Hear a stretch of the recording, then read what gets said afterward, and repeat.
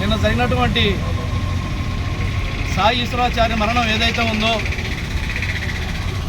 ఆయన ఆత్మకు శాంతి చేకూరేలా నివాళులు అర్పిస్తూ కొవ్వొత్తులు ప్రదర్శన చేస్తూ మరి ఏదైతే రాజకీయ పార్టీలు అధికారంలో ఉన్నటువంటి కాంగ్రెస్ పార్టీ కామారెడ్డి డిక్లరేషన్లో బీసీలకు 42% రిజర్వేషన్ ఇస్తానని స్థానిక సంస్థల్లో దానితో పాటు విద్యా ఉద్యోగాల్లో 42% రిజర్వేషన్ ఇస్తానని పార్లమెంట్లో శాసనమండలిలో 2 దఫాలుగా తీర్మానం చేసి కేంద్రానికి పంపించడం జరిగింది.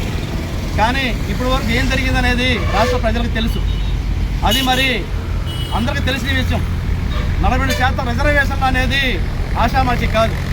దానిని రాజ్యాంగ సవరణ చేసి 9 షెడ్యూల్లో పెట్టి రాజ్యాంగ భద్రత కల్పిస్తేనే అది చట్టం అయితే తప్పితే ఆషామాషిగా 40% రిజర్వేషన్స్ కాదు.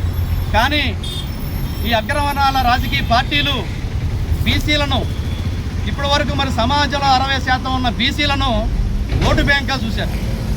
బీసీలు అంటే జెండాలు మూసి జేజేలు కొట్టి ఓట్లేసి యంత్రాన్ని చూశారు. మరి ఇట్లా సాయి ఈశ్వరాచార్య లాగా ఇంకెంతమందిని బలిదానం చేసుకోవాలి?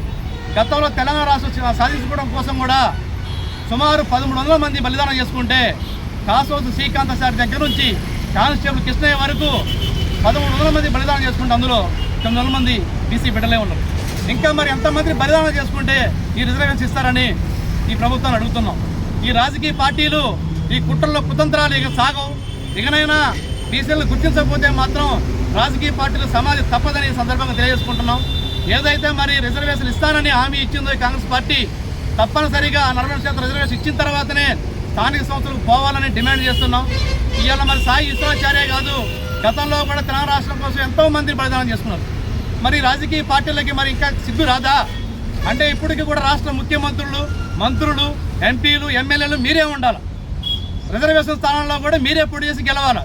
చివరికి బీసీలు వార్డు మెంబర్లుగా, సర్పంచ్లుగా, ఎంపీడీసీలుగా, జడ్పీసీలుగా కూడా పనికి రారని మేము క్వశ్చన్ చేస్తున్నాం.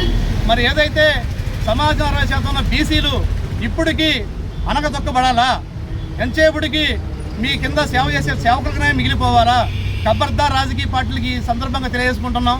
సాయి ఈశ్వరాచార్య ఆత్మశాంతి చేకూరాలి. ఆయన ఆత్మ శాంతించే వరకు మేము ఉద్యమం ఆపం.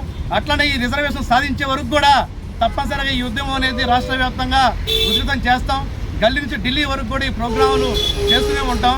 ఏదైతే ఇప్పుడు ఎన్నికల షెడ్యూల్ పెట్టిందో ఈ కాంగ్రెస్ పార్టీ ఈ తక్షణమే ఈ స్థానిక సంస్థ రిజర్వేషన్స్ ఇచ్చే వరకు ఈ ఎలక్షన్స్ ఆపి 40% రిజర్వేషన్ ఇచ్చిన తర్వాతనే స్థానిక సంస్థల ఎన్నికలు పోవాలని సందర్భంగా తెలియజేసుకుంటున్నాం.